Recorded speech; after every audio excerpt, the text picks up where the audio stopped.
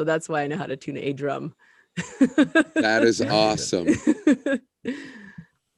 We got everyone here bright and early across the I was globe. having difficulties. You're with us today. Sulli's Sulli, here. you Hi, good? Sulli. Hi, I had a black screen. I was sitting here and I was like, why do Whoa, I whoa, whoa. We prefer to call it African American screen. Screen of color? Screen Yes, of color? screen of color. Wow. Screen of color. Vancouver's checking in. Amsterdam's checking in. Everyone's Good day. starting to flow Oh, hey, there's Rome. Good day in Italy. Fantastic Detroit, Pennsylvania. Amazing. Okay, we're pretty excited to have our friends on today, so let's get in it. Yeah, we got a lot to talk about today. Ew. Welcome everyone who's already in here with us and who is joining right now. If you haven't changed your chat settings, please make sure to change it to all panelists and attendees. That helps us address your questions and filter through and make sure that everyone is heard through us to you.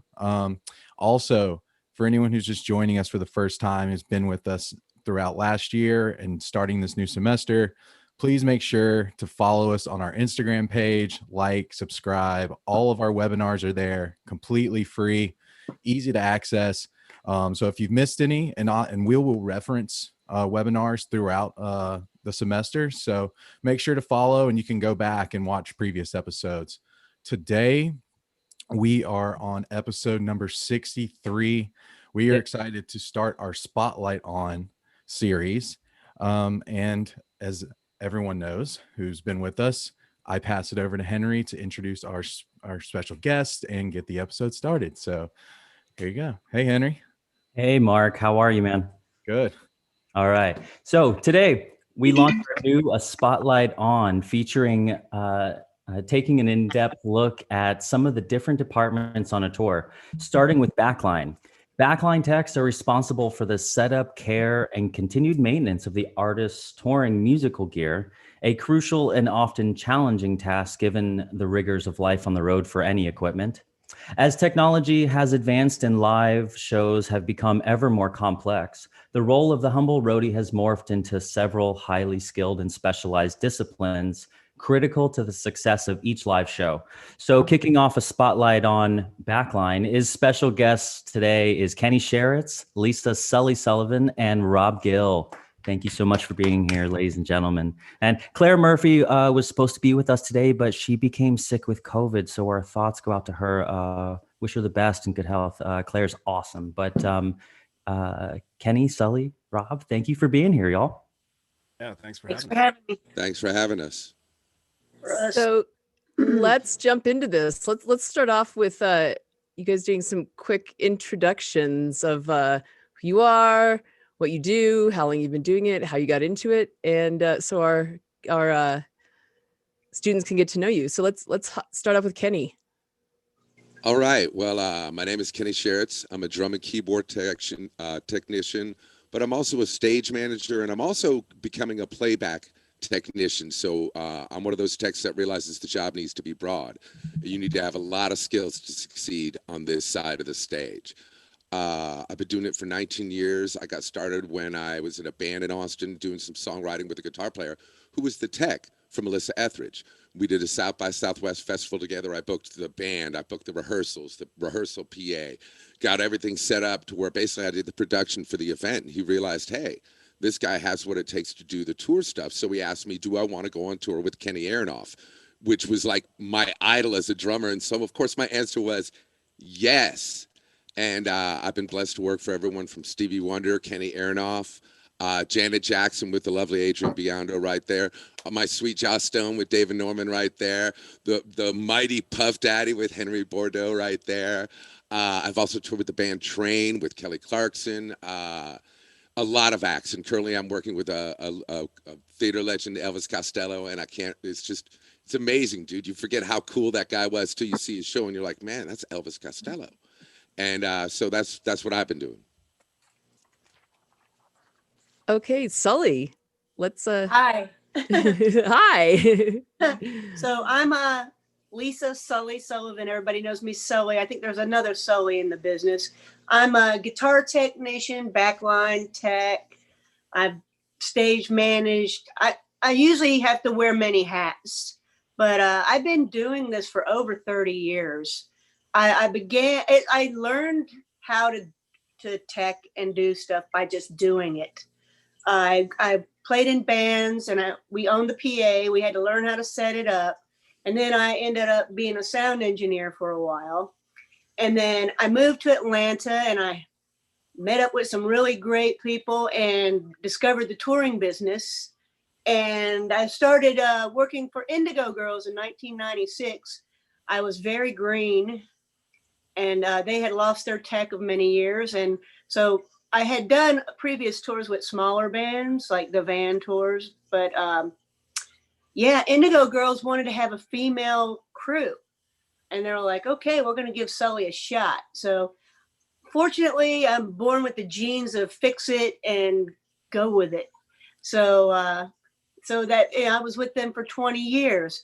And, during that time, I work with, let's see, I worked with Dixie Chicks, Keb Mo, Jackson Brown, David Crosby, Wilco for a little bit, Better Than Ezra for a couple of years. And I presently work for Ani DeFranco. Nice. You are the OG. Nice. Like, I mean, seriously, like when I first started, same with Adrian, I didn't really know I never met you early on, but you were I knew about you because you were one of the only other women out there. Yeah, there's like only like a handful. I think there was a period of time where I was only one on a headlining level, like playing amphitheaters and arenas and stuff. So yeah, in the world. And that's kind of a crazy thought to think that you're one of a Amazing. handful of people in the world doing it. But I gotta say, I gotta thank to the people out there putting women in positions. I mean, it is, our jobs aren't easy. Being on the road is not easy. So, but I've loved this life. I've loved this life, and I love fans. I love the fans, and that's a hard thing. A lot of people go, "Oh, you love the fans," because fans can be annoying, but they are the ones that make that really pay us. Yeah, it's true. It's true. Rob, let's hear from you. Yeah, I started playing guitar when I was really young, wanted to be a rock star, then realized there's all kinds of opportunities in this industry. So whenever I found one, I just said yes. And it just snowballed, it's like, go to school, learn how to play guitar. Now I think I'll do audio, get out of school, teach guitar, work at an audio company, get on a little tour. They find out you can guitar tech because you worked at Guitar Center for a year and you spent a lot of time in the shop, It's like, oh man, okay, someone calls you for that, and word of mouth spreads, and before you know it, I've been on the road with I think my first guitar tech gig was a guy named George Lynch. If anyone's into 80s metal, that's kind of a crazy place to start, but there it was. I moved on. I did sound for Living Color after that. I moved on to a band called Coheed and Cambria, where I did a lot of guitar teching all over the stage. Ended up being the monitor guy, which translated into me being a playback guy because their situation got a little more complicated, which then translated into someone knowing someone else who got me a job doing playback for Lord, which was phenomenal. In the interim, somewhere, Aretha Franklin needed a monitor guy, and that happened. So that was awesome. And then I found myself with Adele being her playback. And I've since moved on to Fall Out Boy, doing playback for Fall Out Boy, which is a great gig. And I also guitar tech for Sammy Hagar, formerly of Van Halen, which is pretty wow. Cool. Yeah. So those are my two current gigs, are Fall Out Boy and Sammy. When and if we all get back to work, hopefully soon. We got some real experience in the house tonight. This is it's really impressive. I'm like, I know. Legends. I know. I'm like, oh. So Rob, you and I have toured together. So yeah, I know what you do. I know what all you guys do. But for those people who are watching who've maybe never been on tour, don't know what a backliner does, maybe sees you run out once or twice during the show or during changeover doing the line check. Can you give us a quick rundown on, you know, the overall duties of a backline tech, and what it is you guys do day to day on the road? Yeah, sure. It all starts with the gear and the people who use it. So that's the fundamental thing that we focus on.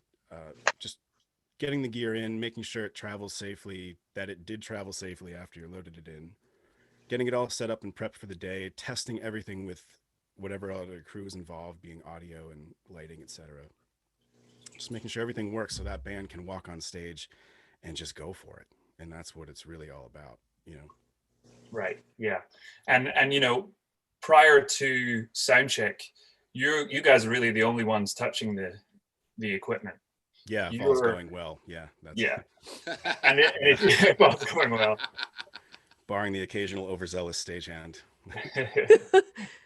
And in the same way that, you know, a TM's role on a club tour is different, wildly different from a TM's role on an arena or a stadium tour, it's the same for you guys as well. You know, can you talk to us a little bit about the differences between when you are the one backline guy, girl, or, you know, when you start to really specialize and just be looking after one person or one area of the stage? Did you want me to take that one? Yeah, sure. Go ahead. Yeah. Okay. I worked for a metal band once, and I was the backline guy for both guitar players and the bass player. That was quite a challenge. In that case, you are all over the place, and you are forced to have a large picture view of what's going on. And that is the gig. You do a lot more loading in on small tours like that. You do a lot more hands-on things. And as the gigs get bigger, there tends to be larger local crews and people in charge of moving pieces. So you tend to be more standing by for things to arrive for you, or you point more fingers and say, that goes there, that goes there, that goes there. But the one thing that never changes is the condition of that gear, the usability of that gear, the maintenance, having the right piece at the right time. All that stuff is all the same. You know, arena tour, stadium tour, club tour, you are handing someone their instrument, or you are hitting, you know, you're controlling the playback or whatever. Those parts don't change, and it's always about the same level of service regardless of the size of the tour. Right.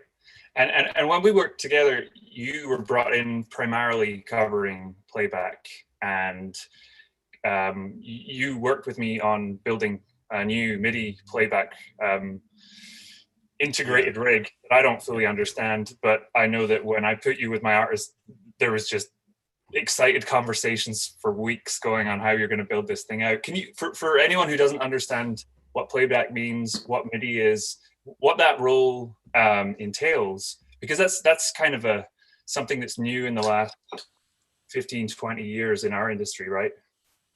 Yeah, I think so. Can you give us like broad strokes what playback is, what doing that job entails when you're just covering that specific area of the stage? Yeah, at its simplest, it could be something like an iPod, so a stereo signal where you have music coming out one side of the left-right stream and a click track with cues and stuff on the other side of the stream. You split that, you send the band, you know, the stuff they need to hear, like the clicks and everything. The audience, all they get is the music, so they don't hear all the inner workings. That would be the simplest thing, is just to replace instruments and music that can't be brought on the road.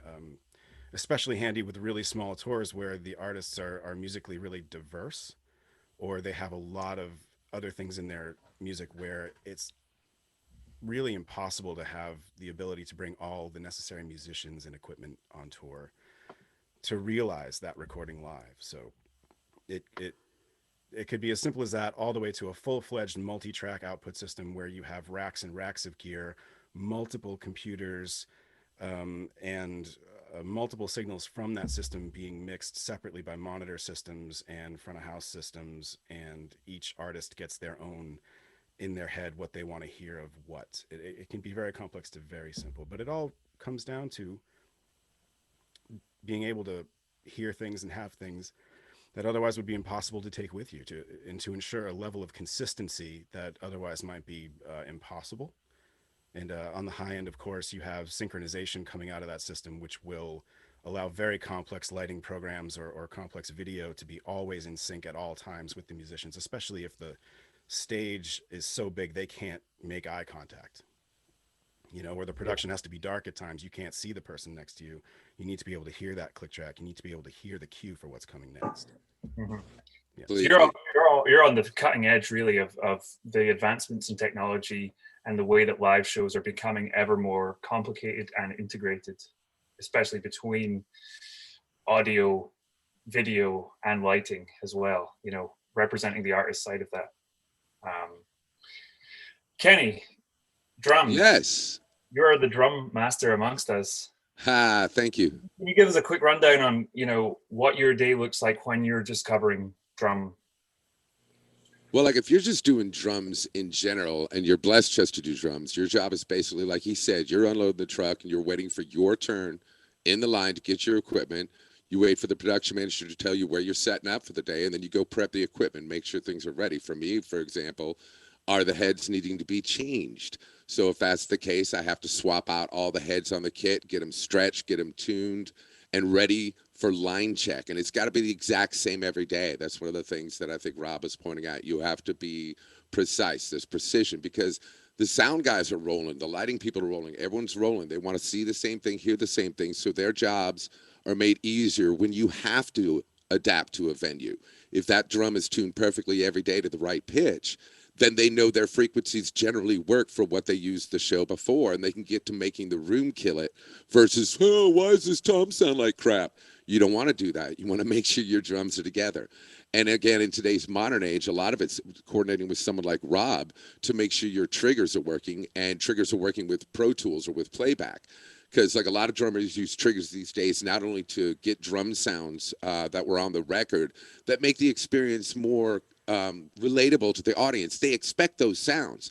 Those are sounds that are in their hearts. Like Adrian and I have talked about with Janet Jackson. Those songs are a part of the art. That's Jimmy and Jam and Terry Lewis's art, and people respond to that. They want that. So we as artists, they're very they take it very personally if the pops and clicks are not in the right spot. Gotta have the snap. Knows. You can. Everybody knows. It's a visceral reaction from people, and you know, with legacy stuff, that's really important. Kenny, that's a great point. It is, even in modern stuff, because there's so many artists like Billie Eilish or Adele, where you have a lot of expansive effects that help enhance the music. And sometimes it is a drummer hitting the trigger to fire a wave that's got to be synced with Pro Tools. Well, it's not just a matter of that system happening. You also got to make sure the trigger is supple, fluid, doesn't double trigger when the riser does this because it's moving to the front of the stage and then left. You know, you got to make sure that drum set is playable for the drummer, but also functional for the production. And then, again, man, your day is about efficiency, speed, precision of your instrument, but also as a drum tech, I got a lot of crap. I got to be respectful of everybody's space. So that's the flow of my day. And what you expect is sometimes you go set up over here and tune up the heads, put them back in the case, roll to the next position, undo it, polish everything up, really tune it, roll to the next position, put it up on the stage. Oh, is that a forklift lifting your drum set? Yes, it is. You have to find ways to accommodate yourself as a drum tech to make sure your equipment's ready, because drum sets, they wobble apart. Stuff falls off risers. You have to be prepared. Yes. And I think we're starting to get a picture here of how much the roles of backline techs have advanced from humble roadie setting up some equipment, and you know, you guys and girls are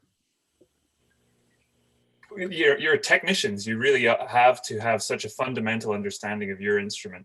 I'll be honest, that is a truth, man. If my skills as a musician, getting through college and the School of Music and doing what I did with MIDI in my life as a musician applied heavily in my life as a technician. Like I was on a Rihanna, I had to, with the last minute program, an entire 2-tiered 5 or 4 keyboard of tier rig to follow Pro Tools changes and all talk to each other, because one of my fundamental keyboards was removed because the size of the riser was miscalculated. We had taped everything. We had done it all. We show up. They're like, yeah, it's smaller. You're like, and you've got 24 hours before the show goes to reprogram every keyboard to not only talk to each other, but talk to Rob's rig. You got to be ready for moments like that. So technology is a huge part of it. You know, you have to be aware. Yes. And Sulli, Guitar World is not without its technological advances as well, with things like amp modelers and MIDI integration. Can you talk to us a little bit about what your day looks like and some of the advancements in Guitar World that you have to continue to deal with? Well, okay, so usually Backline is if you're on a big tour, the last one to load in, but lighting goes in for a sound. But on most of us, or at least not most of us, I've been on a bus and trailer tour forever. So, or it seems like for the past 10 years or so. And usually we all load in at the same time, about noon. And I have to get in, especially with Indigo Girls, I had 18 guitars and they all got played during the show. So I was stringing, repairing anything that needs to be repaired, setting it up, making sure it worked with all the sound engineers, and then go for the matinee of a sound check that we would have. But technology wise, like the artists I've been working with they go for vintage amps and all that, so they don't get into the modeling.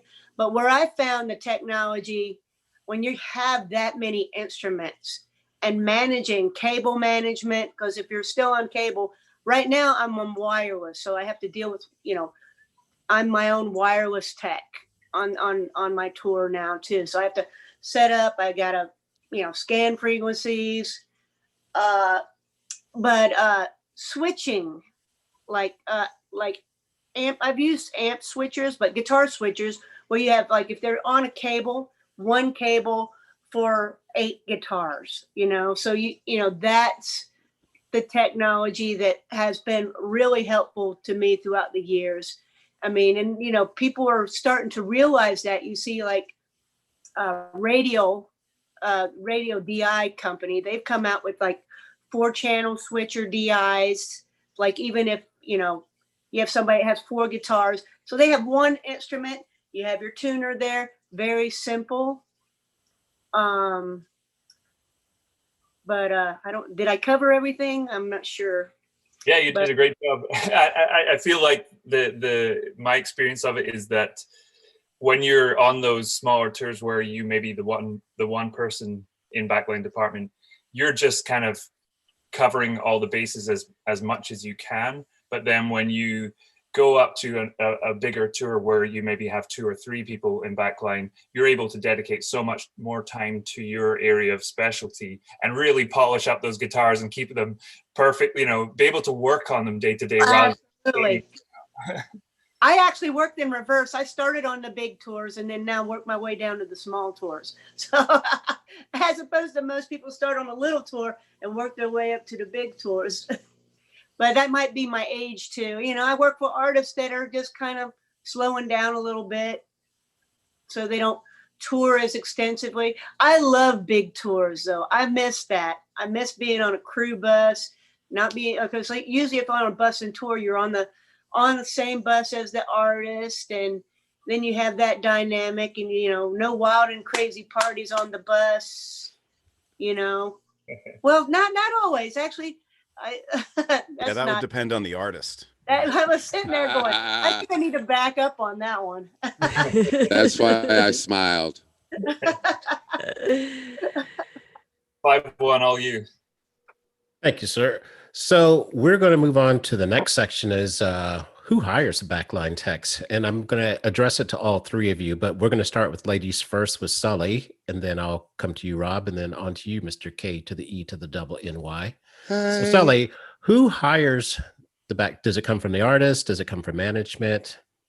Share with us. I've had it come from all different directions. I've had it, Keb Mo. I met Keb Mo at a festival in Florida years before I worked for him, but we became friends. We became friendly because I met him at this festival and he wanted me to be his tech. So that one came from him. Indigo Girls came from him, but most of them come from production and management, like whether it be tour manager, production manager, or just management. Okay. And Rob, you had shared with us yesterday but sometimes it comes from the production manager. Can you embellish a little bit more for us?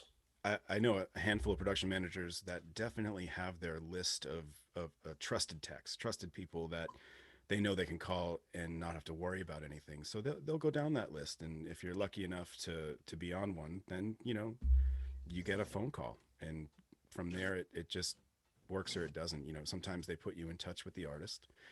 Sometimes they put you in touch with the music director. I mean, I'm talking about Playback now. And really, it's just all about that. And I mean, the Adele gig is a great example. I knew that production manager from the Lord tour and from working for a singer named Ricky Martin. And he was very candid with me. He said, the first person isn't going to work out. I'm going to put you in to sub in for promotional gig in New York anyway.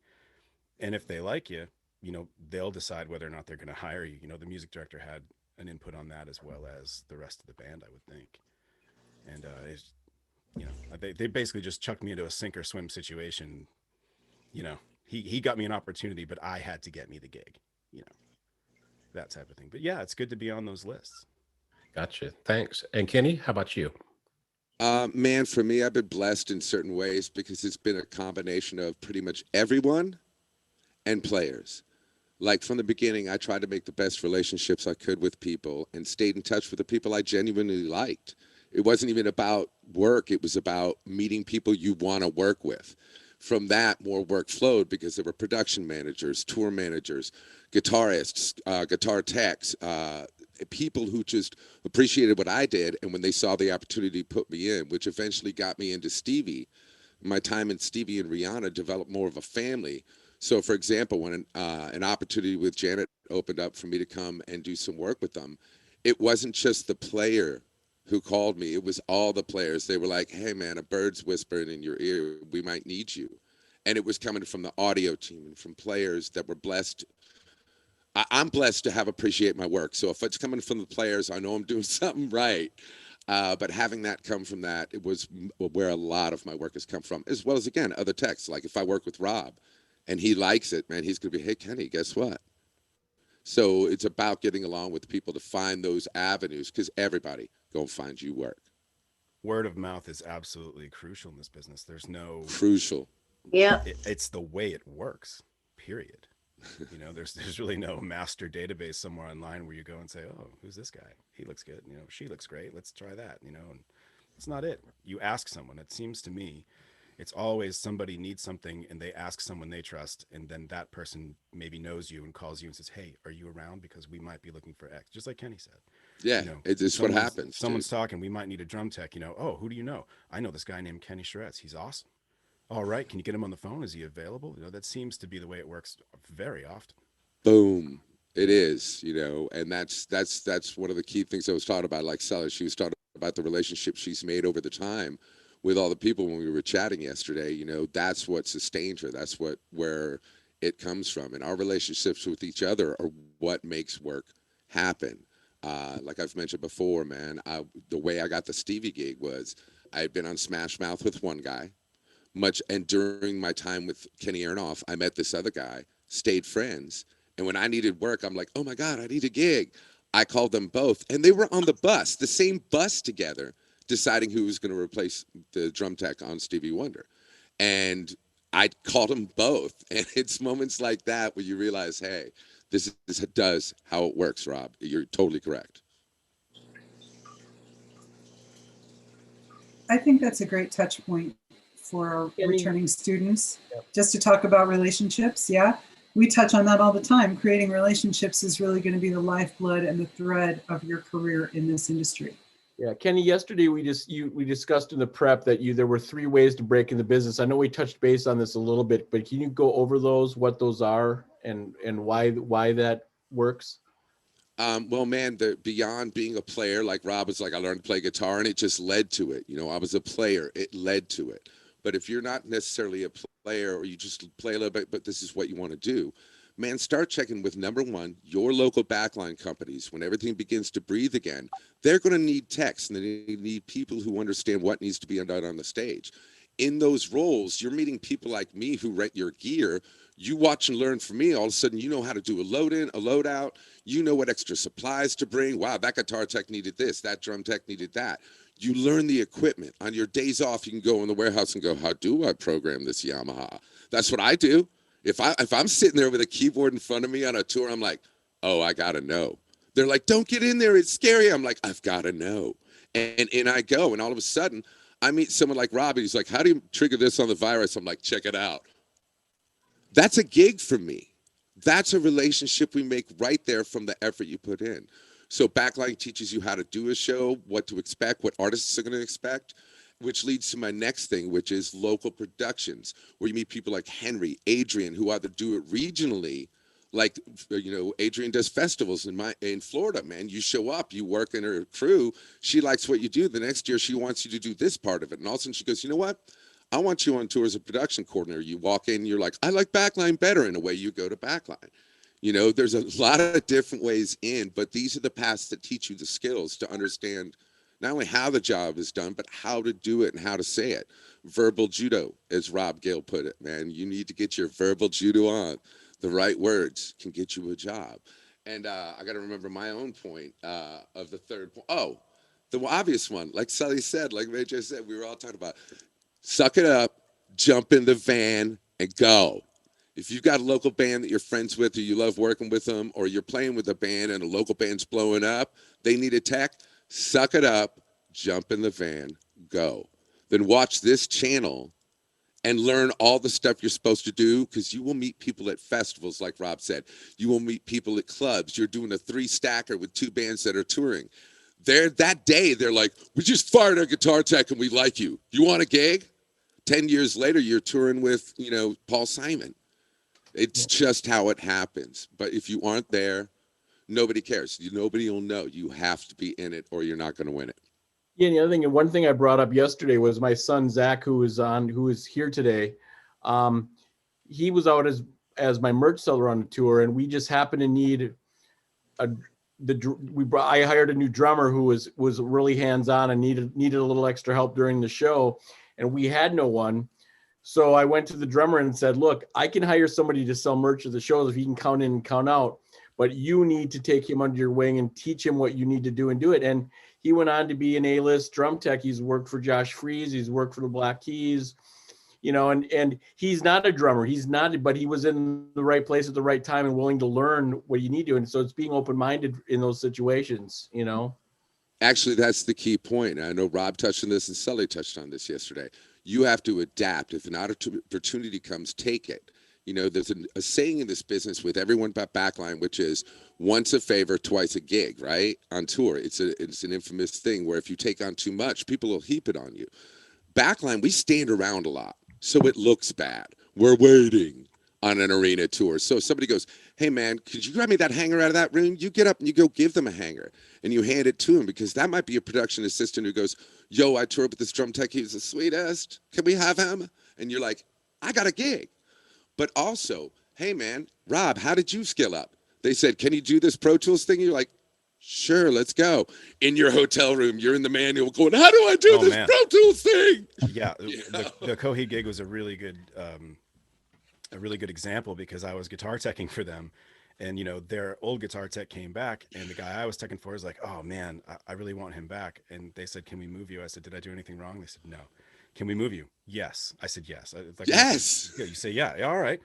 Put me over to the other guy. That's great. I'll tech for Travis. That's awesome. I love Travis, and then it's, another tour came up and they said, oh, you know what? We need a monitor guy that also knows how to run a DAW, a digital audio workstation, for the playback stuff, because we want to do some new things. They're like, Rob, you worked in a studio, right? You know DAW software? I'm like, yeah, which one you use? And they said, we use Digital Performer. I said, yeah, I know that software. Which I did for the most part, but I hadn't used it in a long time. But, I saw an opportunity and I said yes.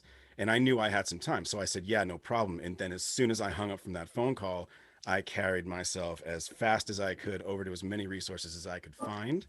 I bought a copy of the software. I delved into it. I found the rep turned out they had a whole department for using that software for touring purposes. And I went, oh man, there's a resource, but you got to dig, go down the rabbit hole. You got to say yes. You have to see an opportunity, recognize it as one, and then you have to just throw yourself into it and make it happen. And before you know it, it's one thing after another. It's one little piece at a time. But you got to say yes, and then you got to come through. Well, for sure.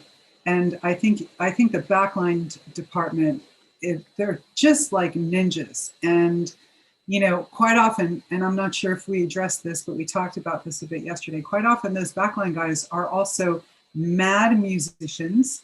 There could be a team of producers sitting on the backline department, or you never know what kind of skills they have, and they have the ability to bring these skills to bear to help us make things really easy.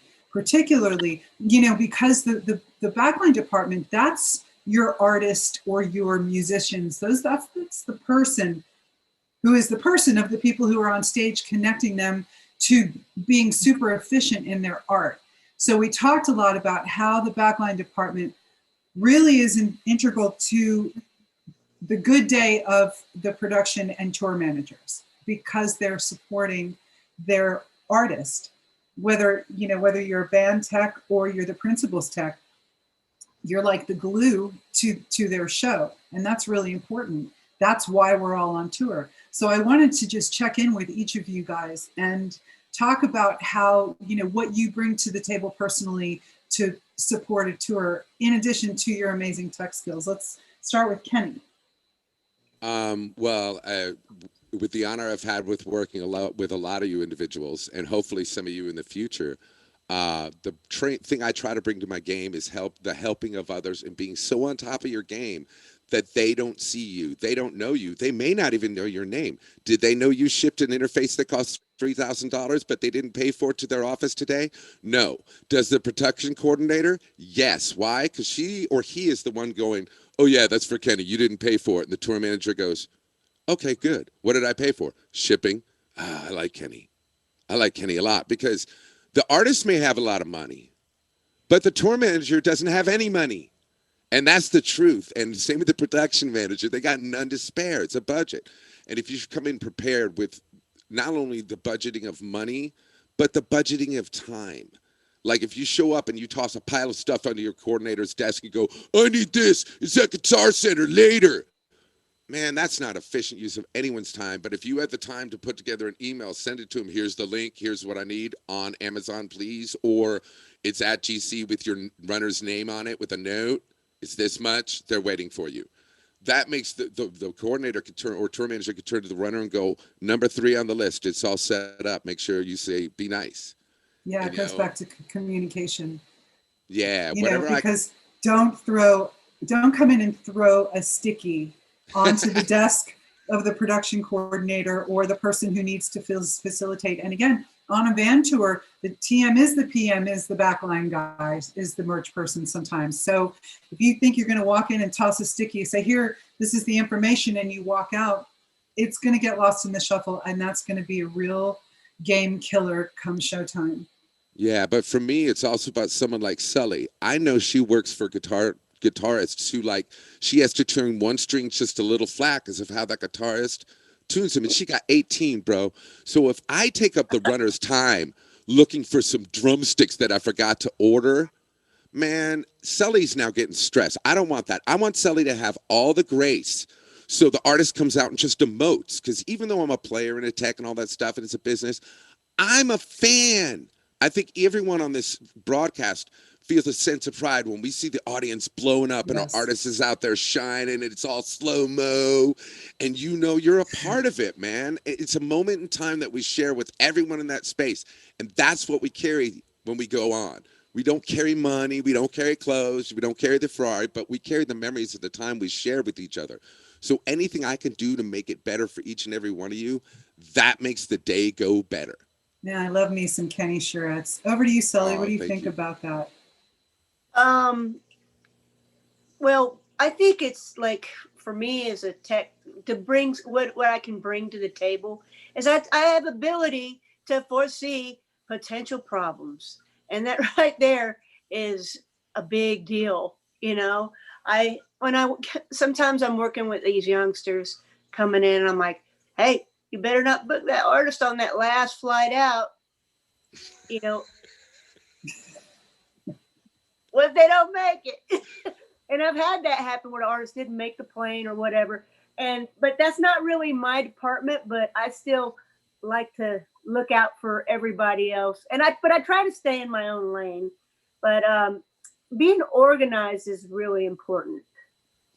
You know, and like Kenny was saying, you know, before a tour, I order everything I could possibly need. So the only time I would ever use the runner is in an emergency.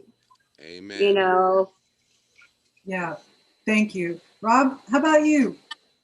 Yeah, I'm gonna echo both Kenny and Sulli. I mean, organization, consistency are absolute the ultimate things that you can do, and right alongside that is being able to work with people. I mean, at least especially in the playback department, if that's what you're looking to do. I mean, when you get to a certain point, your system could potentially be controlling everything. You know what I mean? You make a change in your system that affects front of house, monitors, every instrument on stage, potentially all their rigs if you're changing patches for them. It affects what the musicians hear. It affects what the audience hears. It affects the lighting department. It affects the video department. It might affect the pyro department. You know what I mean? So if you don't have a mentality of, you know, if I do this right now, who's it gonna mess with? If you're not right, you know right. what I mean? Yeah, like when you know, it's we're all cogs in the wheel. No yeah, one rolls yeah. independently except for Right. the artist. You know. And when you find yourself, especially in that playback situation, if you are controlling loads of things, I mean, it's the old Stan Lee adage, right? Like, with great power comes great responsibility. That space bar can ruin everyone's night. That's you know the what I truth. mean? That one mouse click could be like, oops. You know, that's a big oops. But mostly, I mean, going back to Kenny's backline situation, and you know, and Sulli looking at what everyone else has to do. And Kenny earlier saying, yeah, we stand around a lot. If I'm a guitar tech or something like that, a drum tech, like, you're the last in, you're the first out. You know, that avails you, if you wish, to be assisting anyone else, if you so desire, or if you find yourself being useful, or if you have something you can say yes to, you know what I mean? An opportunity. And if you can, I was on a tour once, and my guitar teching details of my gig were so sparse that I was literally packed up and with my cases at the back of the stage by the time the last song was halfway finished. And my guitar player, who was also a horn player, would walk back to me, give me his saxophone, I'd put it in the case, stick it in a guitar vault, lock it up, and that was me done, right? But meanwhile, the drummer, drum tech / stage manager, had a massive percussion kit and a massive drum kit. And I'm looking at this dude, I'm like, Ben, do you want an assistant? Because I'm bored. I don't want to go back to the bus alone. I like hanging out with you, and I can help you. Yeah, and that's the kind of stuff that's the stuff that it makes you friends. It makes you feel good. You get to do a lot of work and hang out and spend more time with people, get to know more. You learn something new, you know? So now if I'm on tour with a smaller band or something, and they say, we need help with our playback system. Oh, you guitar tech? Oh, you know sound? Oh, and you know how to put drums away? Like, yeah, cool. Now I get to work when otherwise I may not have had a gig for 6 weeks. Right. You know what I mean? That was my favorite thing. Being a team player is a good thing. What was that, Kenny? All about team player. I'm sorry. That was my favorite thing about Janet. When I got on, Janet Badge, the guitar tech, keyboard tech, walks up with me and smile. And I said, what are we doing next? He goes, getting wardrobe cases. Like it was a party. And we went and got wardrobe cases. And we just closed out this part of the department because we had so much stuff. Yeah. There needed to be alleys created before anyone could take a shower. So why worry about it? Just get in there, get it done. Everyone's done faster. And I mean, again, Badge's glee. There was nothing like it. Because again, that guy's working all the time. He's an amazing tech who does all kinds of different things. Right. And to come in that kind of environment is inspiring. And it makes you a better tech. You vibrate at a higher level. Everybody moves together. We're like the eight-legged centipede or eight-headed centipede, right? We all are, doing our things and moving in the same direction. I want to just flip the script a second and come at it from a different angle, and also say hi to Craig Finley. What's up, Finn? It's so nice to see you, friend. So we asked, what you guys do to support. Could you now flip the script and tell us what you need from us, how, you know, what can a TM do to make your lives easier? And we'll start with Sulli on this one. Well, have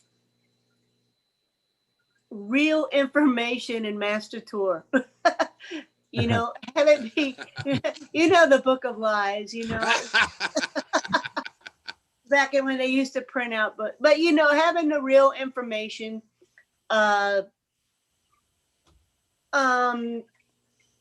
let's see. It depends on what size tour, because like in my world, a tour manager is basically over everybody. You know, like if you go into like bigger tours like that, you don't really have as much, like backline techs don't really have as much to do with the tour manager, because the tour manager is managing the band and all of that over there. But I think just having the right information. I mean, it's always kind of nice to have a heads up if your artist is in a particularly bad mood or having a bad day, you know, before you get out there and you go, oh crap, nothing I'm going to do today is going to be right for this person, you know? Right, right. Particularly, I imagine when there's one-offs and fly dates, information is crucial. Oh yeah, lack of sleep, forget about it. Right. Rob Gill, what can we do to make your life easier? Oh yeah, I've talked about this before with you guys. I really feel that knowing that your production manager or your tour manager cares about everyone's well-being, you know, not just my own as the tech or whatever, but it is a massive morale boost, especially if you're out on a long tour, to look in that office and know that no matter what's going on, no matter how intense things get, you know that they care about everyone, and you know your quality of life will be as good as they can make it. And I'm not talking about first class flights and like the nicest hotels and all this. It's not about that. It's like people who care about morale and want to see it go well, you know, and they will check in with you, and the communication thing, that's really where it comes in too. Really clear communication, especially at the top of a tour, with very defined expectations, you know, and a good dialogue back and forth where we can understand each other, and because every tour is different, you know, every time. Yeah. So knowing clearly what they need and what we are able to give and figuring all that out right at the top is great. And then flexibility from there, because, you know, it's just part of it. But yeah. Kenny, what about you? Oh, I'm sorry, Rob. I didn't mean to cut you off. No, I'm good. You're good. Yeah, that's good. Man, I got to be honest. It's that clear information. I mean, again, sometimes it's the smallest things, but it's that positive energy thing. Like with Henry on Puff Daddy, there were times where we were adapting like this. It was just, oh, by the way, it's all different. And Henry was amazing about not overreacting to freak, and he'd just come up all ninja, or basically, you know, Jedi style, and let us know what was up, and we all flowed together as one. David Norman's another example where he did the simplest thing. I was still new to the crew. We're still learning each other. We had a 2-man crew for a huge thing, and he came up to us in Italy and said, hey, man, we're about to enter this hard 3-day run. Our crew is our crew the whole way. Remember that, okay? Because if you need something or whatever, these are your peeps for 3 days. And Ryan and I realized, hey, man, everything we have to deal with in a certain way. There are 3 days. We did it so good that we had guards on our gear at the last gig, where one of the fears of this 3-day run was that this festival is known for all the gear disappearing. We realized that, and we said, these are our peeps. Let's show them the love. I mean, we did all kinds of nice things for people. So when we got to our last gig, the Cornetto Musical Fest in Naples, where it can be challenging, we had the crew protecting us. We just walked in and it was chill. And that's David letting me know that that's our house for 3 days. You know, it's simple things like that. Yeah, for sure. I'm going to step into the questions for 1 second. Paul, Bevan, how do you guys deal with opening acts and their crews who might be less experienced in how things work on tour? Well, we're hoping to get ahead of that with this program. That's a candid answer from me. That's why we're here, is to spread knowledge for up and coming folks to grab a bit of knowledge before they get to us. For me, I think for most of us, you have a new gang show up on your loading dock. You want to help them out. And this is where great backline techs come in too. Kenny, How do you work with the newbies when they show up with all their stuff on the loading dock real quick? Man, kindness. Just be kind. You'll know if they're not nice people right away. You'll pretty much know. Give them the opportunity to be great, and you might often receive greatness in return, man. You just got to guide them, show them what's up so they're not stepping on your toes. And on Rihanna, we had a revolving door at Keyboard Tech for a while, and I had to train some of these kids. But some of these kids were brilliant. We had worked with them here or there, so we asked for them. And I've actually trained these people. And I know Rob talked a lot about Vance Warped Tour. I did 30 Seconds to Mars on Taste of Chaos, and some of those techs were just the band's friends. So I'm picking up cymbal bags. Here's your cymbal bag from the night before. Why? Because I know what it's like to suffer like that. I don't want to see them suffer. It makes the day bad for everyone. So if you can reach out and help people, you tend to get better results. On Rihanna, ASAP Rocky's drummer, JT Rollison, they didn't have a drum tech. I had the free time. The drums sounded terrible. I said, that's it. Walked over, tuned his kit. That night, the sound guy's like flipping out front. Why? Sounded great. The band's flipping out. Everyone's happy. And it raised the level of brotherhood on the tour. And that can change everything with an opening act. Right. And the other side of that is that you never know if there's a bit of a loading dock going on, a crunch on the loading dock. Perhaps you have a few feet of truck space that you can offer, and you put their backline on your truck and it dumps at the same time. And maybe there's less, maybe that works with labor better. There's just a lot of ways to skin the proverbial cat. Be open-minded. Again, we talk about relationships. We talk about communication. Those are touch points that we touch on in almost every episode. And in this case, you're talking about lending a hand to someone who's coming on your team. You're a team. They're on your team. You're the team leader. So you got to treat it like they've joined your team. It's definitely a better way to run your business, to be inclusive of the people that are on your team.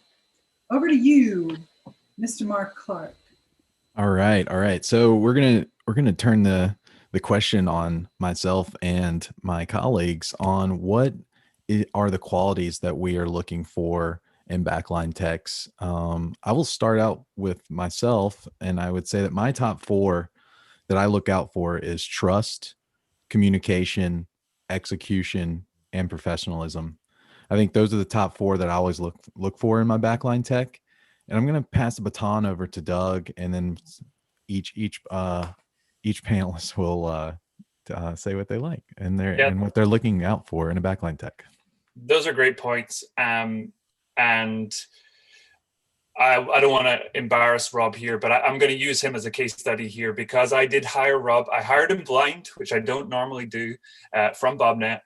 And I needed, so a lot of my experience is in theater touring, especially with Canadian artists. And that can be exceptionally challenging because a lot of these artists are very big in Canada. And that goes for many non-US artists and many US artists as well. You can be exceptionally popular in one area and doing really different size shows in others. So let's say you're headlining festivals in your home territory, you're playing arenas, you need crew to be of that A level, but then you go to Europe, or you even cross the border to the US for us, and you go from playing arenas to clubs. And that has a real strain on the budget of the overall album cycle. And it means that, you can't be touring at that A level of comfort across the tour. It's just not viable. So even when you're doing the arena tours, you might be staying at a lower grade of hotel. You may be sharing rooms. You may be on a slightly older bus. You might have more people on the bus. And that's one of the challenges if you're a pro level backline tech and you have got yourself comfortable at this level, taking a bit of a step down, you may have to take a bit of a hit on your expectations. And when Rob's resume came up in my inbox, I thought, oh, geez, this guy's great. But to my detriment, I had preconceived ideas about how somebody with that level of experience would be. And the gig was not that gig. It was a one bus tour, But I immediately got on the phone with him and I'm like, okay, this guy's great. I got to hire him. You know, there was one of the first things out of Rob's mouth was, I don't care about this, this, and this. I just want to be on something that's good, people. I want to be on an interesting project. So, you know, let's talk about money, but, you know, and level of comfort, but I just want to be on a tour that, I mean, Rob, explain it yourself. I'm kind of butchering your words here. Oh, you're doing a great job. It's fine. You can keep going if you want. No, I mean, money is a priority. I have a family. I have bills to meet and all that stuff. I mean, it does matter, but so does, I mean, if I'm away from home, I want to know that I'm going to be with people that aren't difficult. You know, I want to know that I'm not walking into a rough situation. And that starts at the top. That starts with Doug on that tour, you know, and speaking to you and right away knowing that, like, all right, this guy's going to be totally straight with me. If something horrible comes up, he's going to tell me. He's not going to hide it. He's not going to try to cover it up. And not only that, it's, you know, we're going to roll with it together. That, you know, it was clearly going to be a family vibe. And, you know, I don't know if we talk about this much on this channel or not, but I'm sure everyone has felt this. But I mean, I've done tours with artists that I would never introduce to anyone I know. And it can be a little stressful. And, you know, being married and having kids, I want my kids to be able to come to a show. And I don't want to work for somebody where I'm going to have to shield my children's eyes from what happens either on stage or behind it, you know? So and again, starting from the top, talking to Doug, I know, like, okay, these guys are cool. They're down to earth. It sounds like they're really talented. I went online and looked at the band. I'm like, man, that music is kind of rad. And those guys seem super talented, and this could be really fun and interesting. And, you know, like I said, Doug was not pulling any punches, trying to hide anything. And this will be good. This won't be. This will be tough. You might be okay here. I can do this for you. I can do that for you. It's like, yep. All right, cool. We have a very open dialogue instantly right out of the gate. And it was clear that it was just going to be a comfortable, good situation. No matter what came up, we'd figure it out together. Teamwork. I won. Thanks, Rob. I'm just going to piggyback off of yours. For me, I always like to hire backline people and staff that are open-minded, for one. And open-minded not only about the tour, but about the people that are on the tour. You know, hey, we're going to have some females on the tour. We're going to have some brown faces on the tour. So, and the other big thing for me is being people who are very communicative, because on a tour, you're going to have that. And so just like when Kenny came out with us, you know, I said, this is what it is. And I said, tell me what you need so I can make your life easier. And I think it needs to go both ways. So that's just my two things. And I'll bop it over to Adrian. Thanks, 5-1. For me, I think, you know, there's different times when you're interchanging parts. You might be a new TM, or you might be getting a new backline person into an already up and running tour, or it's a new person that you're welcoming in. I want the backline guys to be agreeable and to really be a part of the tour, and don't, you know, it's easy for the backline gang because they're done, you know, in later and done first. They can flow in and out a lot easier. And so it's, you know, we want those guys to remain a part of the tour, to be agreeable, bring your tools to work, and, you know, be prepared to get in it, because like we mentioned earlier, you're the artist's key person, particularly when they're in the throes of doing their art on stage, you're that person. So help us help you to do the best that you can at your job. You know, we want to be there for you to make the backline department thrive. And we want you guys to just do little parts, to not cave off and be an island.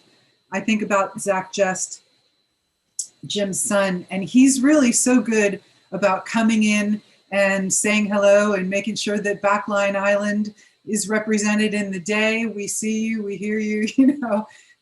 It's important, and it really is important, because this department is so hands-on with the artist. You guys are in the line of fire as well, so we want to be able to support you fully in that regard.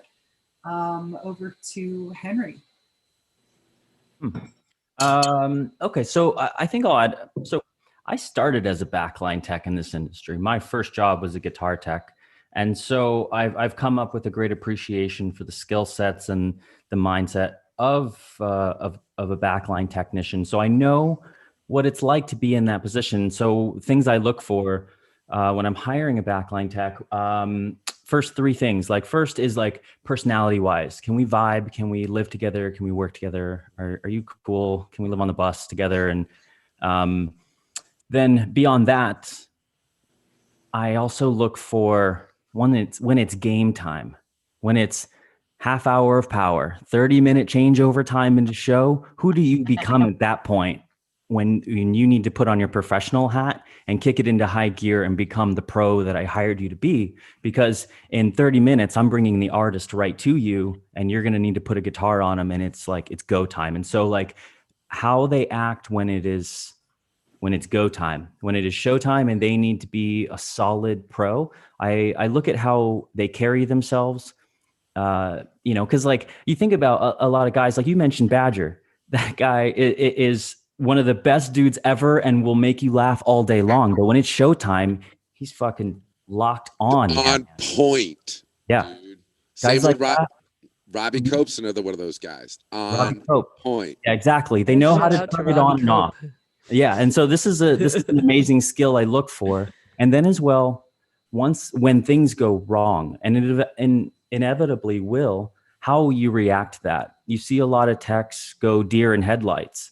And that is something that concerns me because I've been in that position. And I know that if something's wrong, you better be the kind of tech that is going to run into the fire and figure that out because it is showtime. Like Kenny said, you have 6 seconds to fix this and the entire room is watching you do it. Like it is all about you just not being afraid to jump into the problem and fix it and like have your shit together. That is how having that as a skill that you learn and craft over time. But I got to know and feel comfortable that you're going to fix it when something goes wrong. So those are the three things I'm really looking for out in the field. For me, as it's already been mentioned, being a team player is a really big one. And being a team player isn't necessarily always like, oh, I'm going to have time to push the cases out or move things. It's a mindset. Just having the mindset of like, yeah, I'm not just going to go straight to the bus. Like I'm going to be there as part of the team, just emotionally. I mean, and also being proactive for me is, I think Sulli nailed it. It's a big pet peeve of mine. It's like, all y'all are professionals and you know what you need for the tour, either the whole tour or 2 weeks or whatever is decided on. And I think that being proactive and covering all your bases so that we're not building the tour actively as we're going along. We're not getting what we need in our supplies. That we're all actively in the solution. And as Henry said, we're prepared to put out fires when the shit hits the fan. So if you're proactive, all your day-to-day stuff is just dealt with. We're in the solution now. We're in that. So for me, that's a big thing. Thinking ahead. And team player and everything else kind of falls into place. And communication, clear communication, transparency, everything falls into place if you have those. I'm going to take us on to our next topic, which is that you guys are closest to the artist than almost anyone else on tour. And some backline techs have worked for their artists for decades. So I would like to chat with you guys about why that is so important, why that dynamic is so important to get your job done. And let's start with Sulli. Well, it's inevitable when you work that closely with somebody. Like with me, I'm handing guitars off to people. We're in each other's space. I put their guitar on my shoulder and the sweat from their strap gets on me. It's an important relationship. And also, you are the connection to real world when that artist is out on stage, because they're out there, and if they're having a rough day, basically you're probably going to take the brunt of it.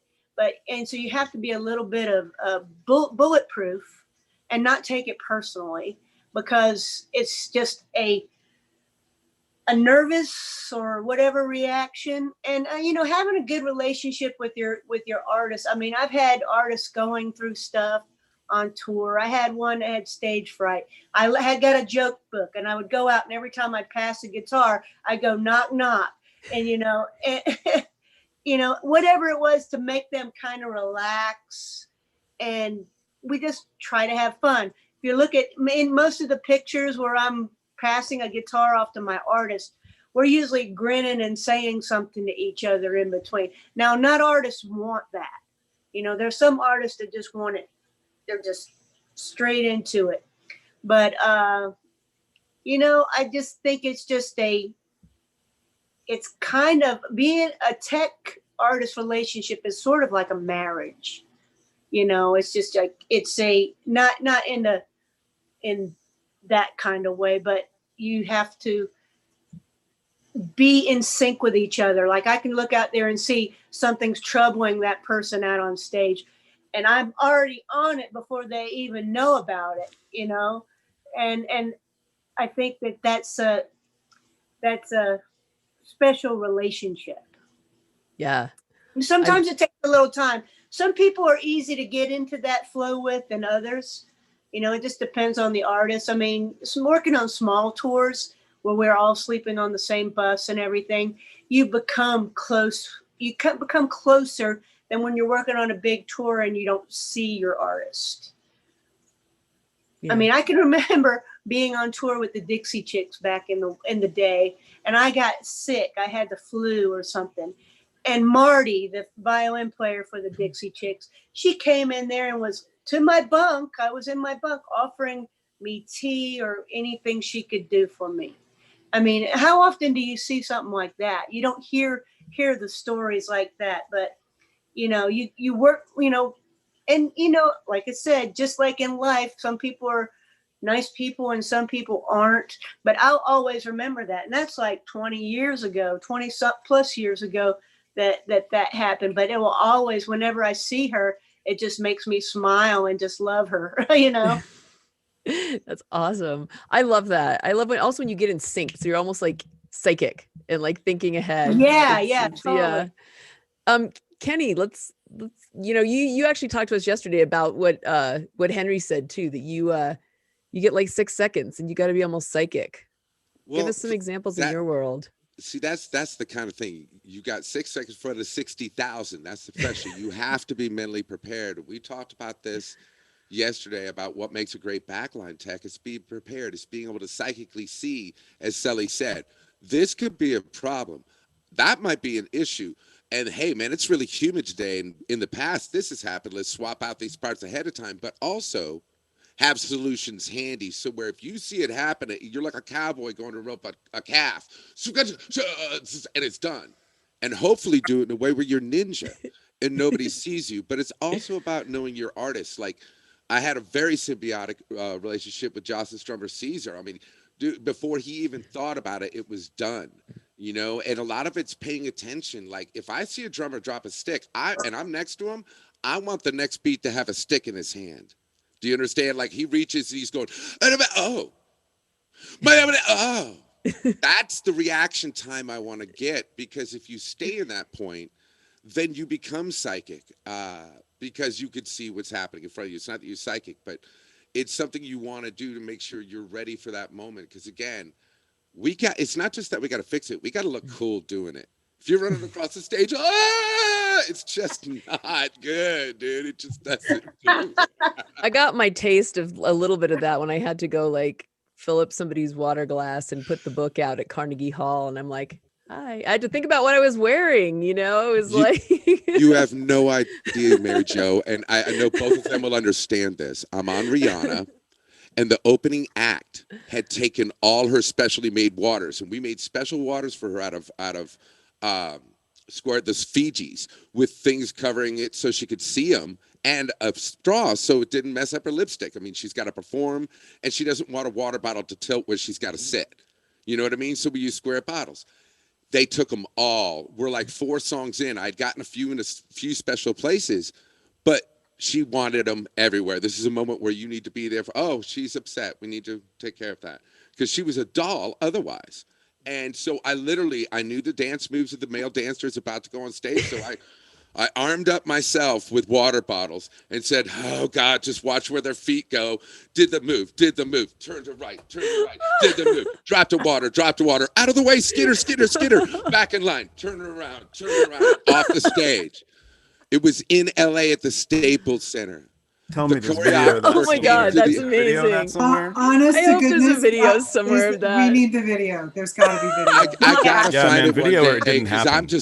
I'm like, that's what everyone says. But So I what remember you're the saying is not moment. only are you a tech, you can fill in as a dancer. No, what I can That do is is stay out of the multitasking. way, but it was about being stealth, and it was hilarious. Seriously, my jaw is still on the ground because I'm trying know. to. I've worked with Kenny on a heavy dance tour. I'm trying to see him blending in to the line of dancers and moving water bottles. It's amazing to even think about. Kenny, the mental image I have is not enough. I need the real thing. We'll find We it need one to day. find that video. We'll put it on our website or something. The hunt will start. If you're watching this in the future, we'll insert the video here. Okay. Look up. Keep going. Yeah. So Rob, yesterday we were talking about, sometimes you get so close to the artist, you even get asked to come to their house to set up stuff. But yeah, things like that. It's like, is there a time, and I'll ask the other panelists or the other guests is this as well, where you can get too close with the artist? How do you balance being close with the artist and the needs of the tour and it being a job? Yeah, I mean, it starts with something that you guys touched on yesterday in our little preparation meeting, and that is there is always a line. It doesn't matter how friendly you are with the people you work for them. There is the reality that you are an employee of these people. So getting along with them is a bonus, being friendly with them is a bonus, but at the end of the day, you are there to make sure they have what they need. And no matter how friendly you are, if that's not happening, you can't stay. That it's not going to work out. That being said, I think the danger of getting too close to an artist is getting too comfortable and starting to think like, nah, we're cool, we're friends now, it's fine. I mean, it's like, if I miss that thing, that stinks, but we're good. He's my bro. Like, no, he's not. Like, you guys are getting along. And it would, if anything, if you are becoming friends, you slacking on your gig is going to really tax that friendship and potentially end it with you with a plane ticket. And if it ends really bad, maybe just a bus ticket. Yeah, or the cheapest flight possible that has 19 connections through countries that are on the opposite side of the planet. I mean, it could go any way. Be nice to the people in the production office. Seriously, they can ruin your life. And I wanted to ask, I mean, and I'll ask Kenny and Sulli the same question about getting too close, but we had a question from one of our students that kind of ties into that, where he had asked, is there a time when being too close or too hands-on can bite you in the butt? And how do you vanish and back out of that? So maybe if one of you guys can weave that into your answer.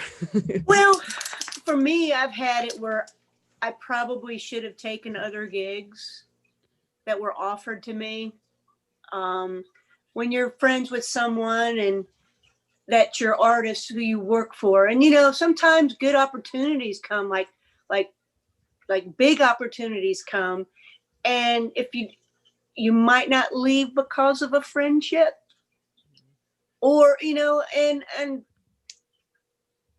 I think the line there's always a line, just like Rob said, there's always a line. I mean, I left a gig of 20 years. I wanted something different, but I remained friends, so we were able to remain friends after that. But I think when you work closely with somebody, I always used to try to keep the line between business. Let's not be friends, and you just can't. And then it just is a natural thing as human beings that when you're around somebody a lot, that a bond forms. If you spend enough time with someone. So, the thing is that when it comes time to business, be business-like. You have to do it no matter how much it hurts. Same thing with the artists, you know, if they feel like I wasn't doing a good job and needed to let me go, you know, the same thing. It's just like you have to, sometimes you just have to do it, you know, you have to say, okay, I have to cut this, you know. Yeah, I'd like to echo a little bit of something, if I may, about what Sully just said. I think the hat wearing thing is really key. And if you are, I think, going to have a very close relationship with the person you're working for, it can be very beneficial because, like Kenny said, you have to be psychic at times. And one way that you can anticipate very effectively is if you know your artist very well and you get to spend time with them and all that. But for that to thrive, I think they need to clearly see you taking off the friend hat and putting on the work hat, and that you know the difference and you know how to function in both roles and you know when each role needs to be engaged. Yeah. Yeah. Jim, Actually, hands down. Jim Runge, would you tell us your famous line about the artist knowing your name that I love so much?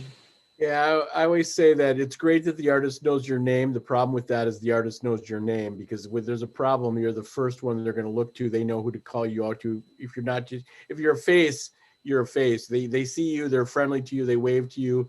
But when they know your name, if there's a problem and they tie you to that, they're going to mention you. Yep. And we go a lot deeper into this. If you haven't watched it, into our previous episode, the one that we did last week, so episode 62, where it's about touring etiquette. So, Kenny, did you have any take on that about the?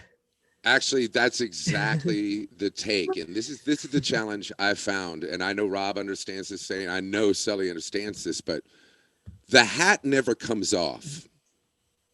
The hat is part of the tour etiquette. Within that framework, there is a conditional friendship that is understood between you and your artist that you guys know, you know what, after this, we gonna be friends. You're gonna know it. So you wear that hat all the time in order to maintain that friendship here where it's a condition of the tour. So after the tour, y'all are really friends. You limit the opportunity to do something that might offend them, because then you aren't thinking, oh, it's cool if I did this, or I'm just going to run to the store and grab a coffee. No, you're not. Where's your hat? Oh, which hat you got on? You got on your work hat. As soon as you take that into your aspect, no longer is there the concern about, are we going to step over that line? Because you realize exactly what and who you are for the moment. That's what develops the friendship. As soon as you start violating that, that's when they think you are not my friend. You don't understand. I got to be in front of those same 60,000 people for 2 hours. You had to do it for 6 seconds. It's about me. And if you can handle that, you can understand that, you could develop a relationship where now you are the person that they look to, and they do know your name because they trust you in their greatest moment of, in a sense, vulnerability. You're emoting as an artist and you are giving it your all. I want my artist to have that freedom. So I don't take off the hat in terms of, oh, we so close, he'll let me do anything. They don't let you do anything. Remember that always, and you will succeed as their friend. Couldn't agree more. Very well said, Kenny. It's just the truth. We should have put that in our episode last week on etiquette, but that's, so if our students, if you're watching this, you see the similarities between tour management and also backline. We all abide by the same rules. It doesn't matter what position you're in. We're all living by that artist etiquette. I want to take it into the next section real quick and talk about the part about being in the backline department, or the part about backline where, so many artists have endorsements and are sponsored by different equipment and brands. If you're a drummer, you typically will have a cymbal endorsement or a drumstick endorsement, and endorsements meaning they send you free stuff to use. Basically, you have your own signature stick or a signature cymbal that you use on tour, whatever it is. Guitar techs. Our guitar players are sponsored by string companies, pick companies, guitars, etc.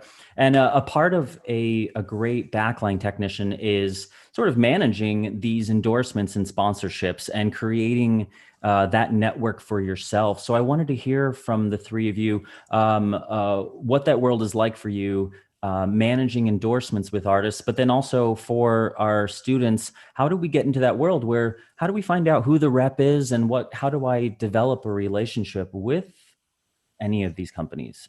Kenny, let's start with you.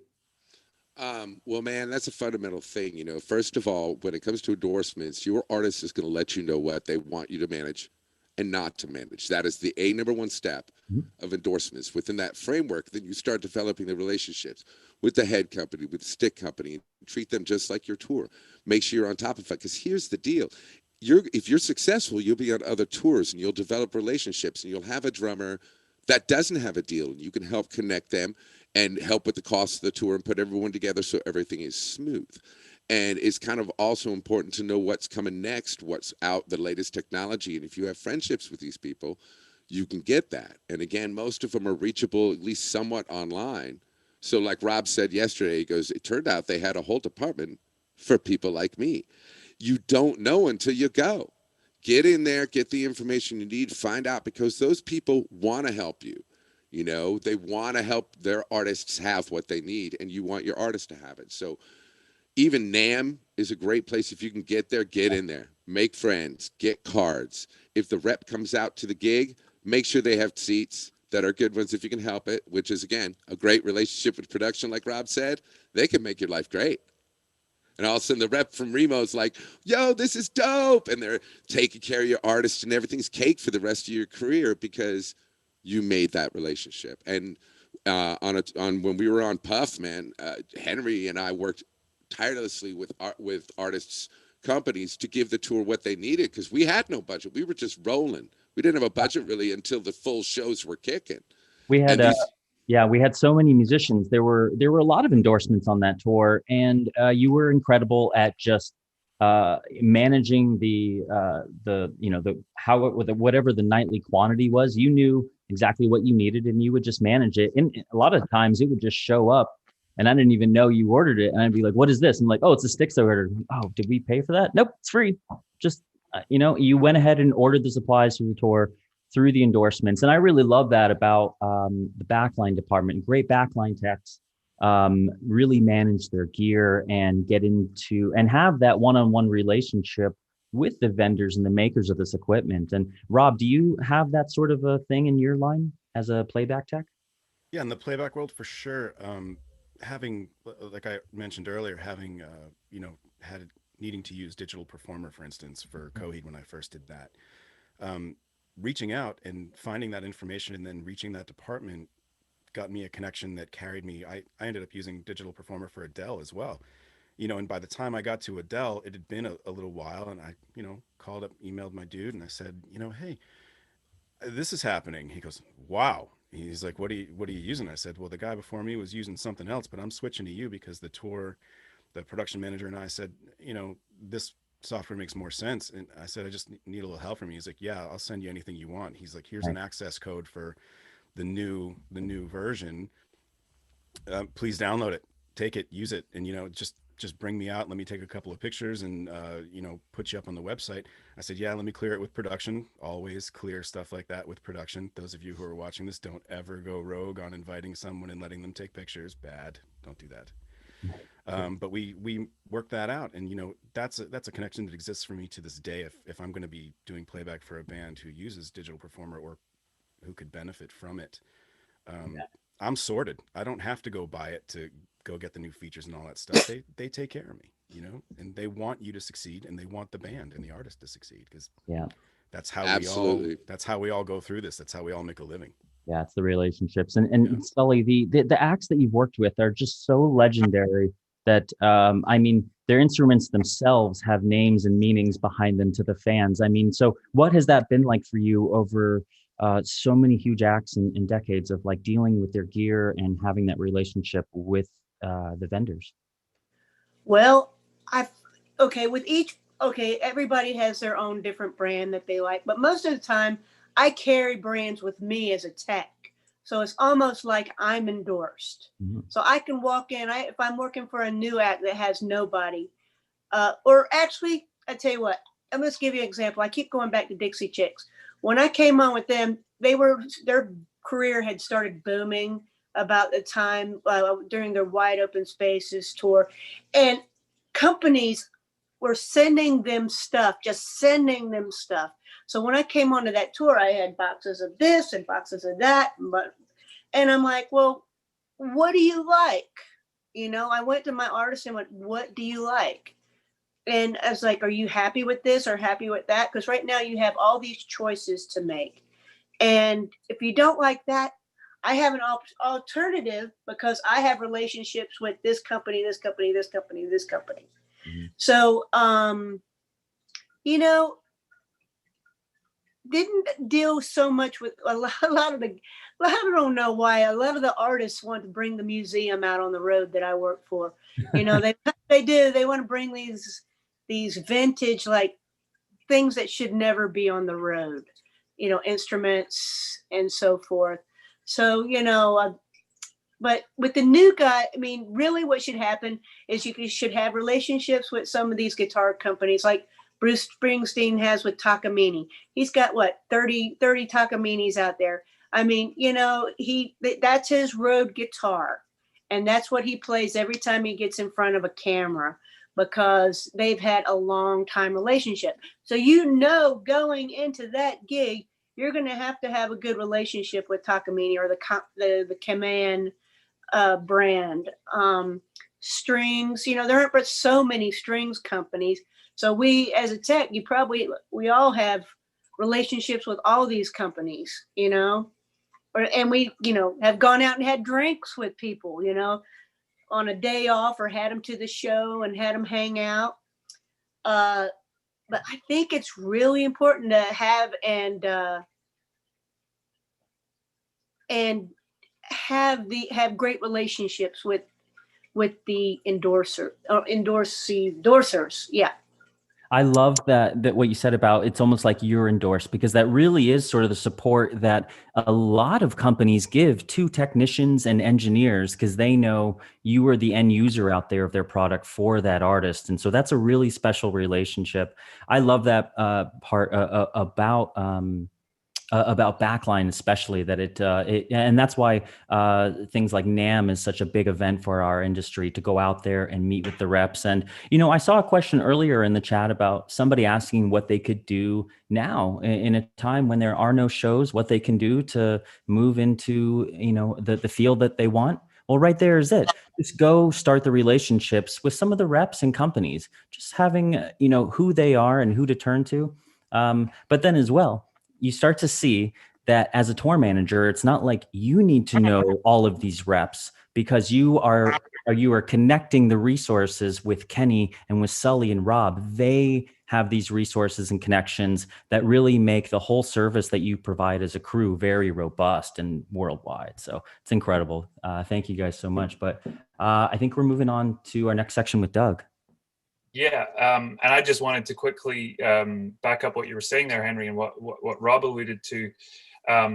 You know, if while you're fostering these relationships, it gives you a certain currency in future. Let's say you know, like Rob, you've brought Adele to a company, you know, and then you go out with a baby band who they might not have heard of.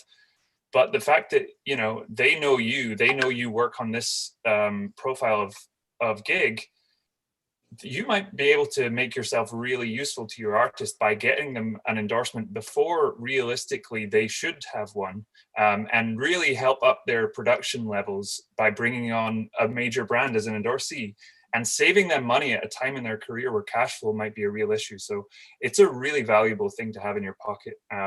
And I love when a Backline tech is super proactive on that front. But yeah, moving on to, and we kind of touched on it before, to be honest, but I just wanted to circle back with you guys on how you keep yourself current. You know, like we said, it's a fast moving, especially with the technological aspects of it, playback, integration, everything like that. It's a really fast paced world, at the same time as there is such a continued love of vintage gear and equipment that's been on the road, or, you know, has been around for 30, 40, 50, 60 years. So Sulli, first, how do you keep yourself across how things are moving in your world? Well, I think we've touched on NAMM is a great place to go to see the newest technology on things. When you're doing festivals, I love to go around to other techs and see what gear they're using, anything they recommend. And I listen to the chat, or I get on the gear pages where people are sharing information about, like, they use this gear, whether it be Axe Effects, Kemper, whatever. I just see what everybody's using. Like, somebody's like, got this great tone. I'm like, how you get that great tone? And they're like, that's a modeler. And I'm like, you're kidding, or like, hey, what is that tone? It sucks. Oh, that's a modeler. It's like, so I just,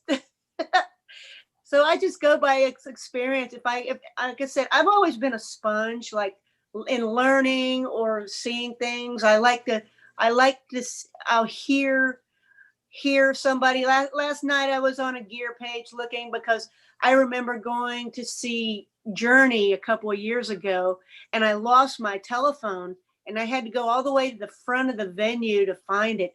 And I kept thinking, wow, what a guitar tone on that. What in the heck is he using? So I go to, evidently, he has a lot of videos on what he uses gear wise. So it's kind of fun to peruse all those YouTube videos where somebody goes, what's in this person's box? What are they using? So that's sort of how I try to keep current. That's funny. Festival season is always hilarious to me, because sometimes you'll have 5, 6, 7 bands gear set up stage of the stage ready to go, and you just have a bunch of roadies standing around kicking tires, seeing what everyone else is doing, seeing what's going on in this world. And that cracks me up every time. But Kenny, while we talk about YouTube channels, you have your own drum tuning YouTube channel. What else do you use to keep yourself on top of what's going on in the drum world, especially?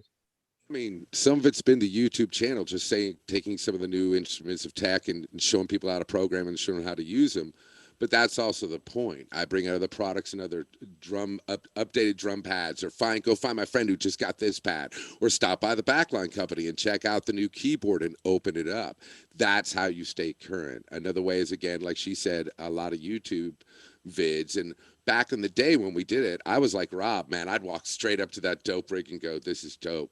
What do you got? And a lot of times it was an upcoming band. I'm on a big stage with Rihanna. I didn't care, man. They were like, but you're with Rihanna. I'm like, yeah, but your rig's cool. All of a sudden we're like this, and I'm learning, and you just stay on top of what's happening. It's the same thing with my artists. My players, a lot of times, come to me and go, yo, check this out. Hey, you got this? Check this out.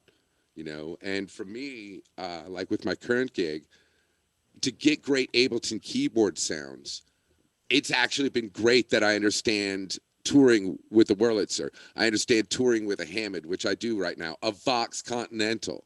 You understand how to adapt those experiences with those vintage instruments to the new digital situation, where you're like, okay, so that's how that parameter works. You're looking for this. All of a sudden your artist is like, that sounds like my Vox. And you don't have to carry a Vox anymore. You know what I mean? And all of a sudden it's like, yay, you find that balance. But, a lot of times you got to go back to the core to learn what's going on with the new, but you have to be in the new to know that you have to go back to the back to figure those things out. Now, one thing I've experienced by proxy is that, especially with vintage versus new technology, you kind of have to show, especially with a certain type of artist, you have to show them, listen to how great this sounds. It might even just be bringing one into the room, because there might be an anti, I only play vintage. I only play this. I'm amp modeler. How could that possibly make it sound as good as the original? And then you bring it into the room and they go, damn, that does sound good. And it weighs 1/16. and you can fly with it.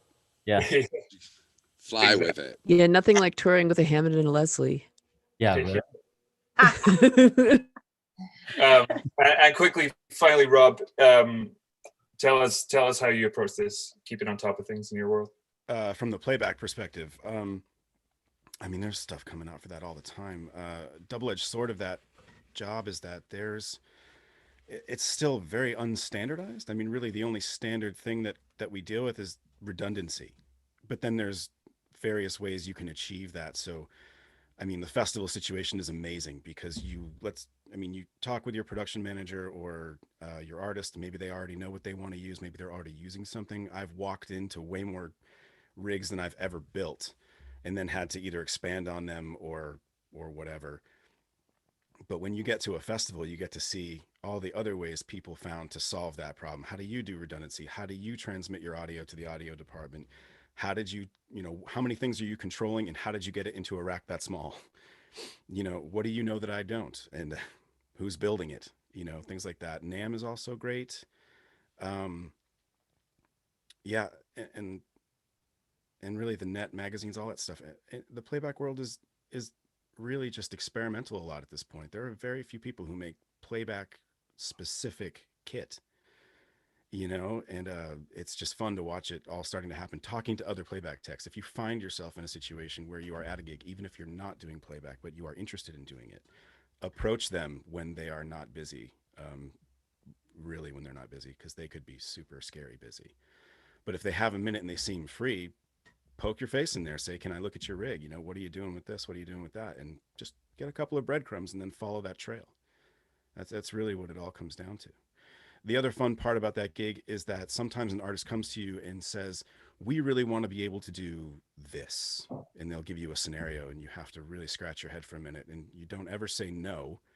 Either you luckily have it on tap, how to solve the problem, or you just say, give me 24 hours or give me an hour. I'll go figure this out. Oh, I know someone who might know how to do that. I'll come back to you as soon as they email me, but that staying current is just a mixture of all those things. What do you have available? What do they want to do? What do they already know? What are they already using? And what kind of boundaries do you have to push? And then where do you have to go to find those solutions? Rob, I really love that. No, never saying no theory. Yeah, never say no. You just Likewise.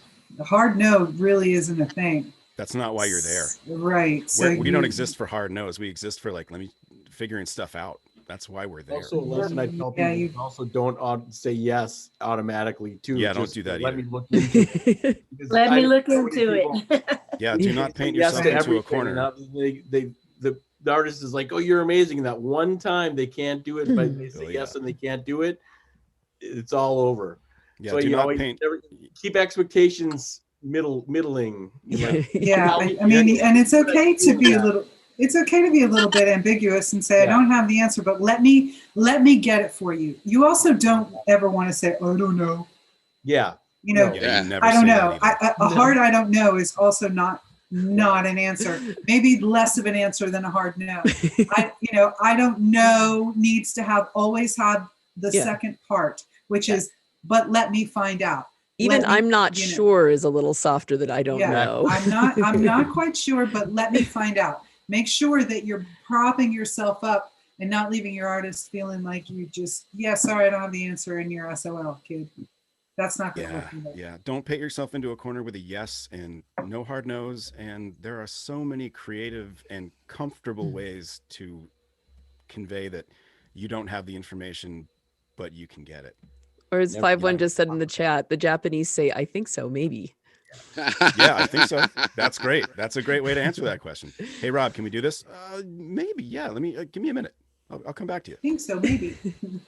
This is another valid point from Jim pointing out of what we as Backline need from our production and tour manager. Sometimes we need you to be the voice of reason because we go in deep. We're like, we could do it. I'm going to build it and everything. They're like, hey, man, bro, come on down. And you're like, you're right. Yeah, Kenny, how many times have you been part of a late night conversation with an artist or musician that they're like, let's do this, let's do that, and a few drinks have been happening. I brought this up in a previous webinar where then you go to the tour manager. The tour manager wakes up to a text from either the tech or the artist going, "We had this great conversation. We're going to do that." Meanwhile, they've fallen asleep. We're going to hang the amps from a drone, and it's going to be amazing. Trying to figure out how to make this work, and they wake up and you go, okay, I've got this figured out. And they're like, what are you talking about? I was drunk. I forgot what I was saying. We don't need to do that. I almost ended up with a castle on the stage. Conversation with the boss when drinking. Like that's one of my main rules. It's like you can have personal conversation, but if it's gonna be business, it's gonna be sober off the bus. Like I Yeah, like said, that the voice of Stonehenge. reason. Yeah, That's do when the not 6 feet gets translated into 6 inches, or Back. vice versa, which is even worse, you know? don't be the guy that drunkenly sells your artist the $1 million production idea that no one budgeted for. I've seen Don't it be- happen don't Oh, be like I that said, I person. almost ended up with a Yeah. with like a life-size castle on stage. Like, and you know, I was like, we need a truck for that. Nope. Yeah. I once had a sign Another made up truck. of the stuff that you when you do landscaping, plastic landscaping, a sign up opening for a major arena act, and they took Christmas lights at a sign. That was the great idea that they had of making their own sign from Home Depot parts. I was like, it was so embarrassing in the parking lot, zip tying it all together to make it work. It lasted. Oh, then trying to bring it to Europe on top of it, going like, guys, that's not gonna work. But yeah, I use that excuse anytime anybody else. I tell that story and like, this is why you don't have this conversation, because you'll look stupid. And this is why Spinal Tap is Yes. real. It's still relevant. Yeah. We all live it. It gets more real the longer we're in this business. Based on a true story. Many. Well, this has been amazing. Necessary learning materials for this gig. This has yeah. been an amazing amount of fun Yes, today, you students, guys. This is- watch Spinal Tap. That's your Watch Spinal Tap, and assignment. your homework is to watch Spinal Tap. This has been such a wonderful conversation on Backline. Obviously, when it spills over, you know, the conversations were always great, and I know we all loved it. I know our students loved it. I want to thank our guest panelists for joining us today. Thank y'all so much for pulling the curtain back and Thanks and for joining having us today. Our legends, our League And of thank Legends. you to our friends in Europe for staying up and hanging out with us. And if you're a new backline tech, or if you're aspiring to be a backline tech, listen to the words from Sully, Kenny, and Rob here, because, you know, these are the best of the best, and they're a reason that they're towards the top of our list of go-to people, because they have great abilities, but they also have a great attitude. And that not everyone is like that. So really, you know, you have some real quality here on today's panel. Thank For you. any last final words, please make sure to follow us on all our socials, subscribe our YouTube channel. You can reach us through all our social channels during the week. We are pretty active, so make sure to reach out to us if you have any questions or concerns, and we'll see you next week. All right, teammates is in the house from LA. Nice to see you guys. Thanks, everybody. Bye. Thank you, everyone. Stay safe, stay Thanks, well, y'all. stay happy. Bye. Thanks for joining us, Zach.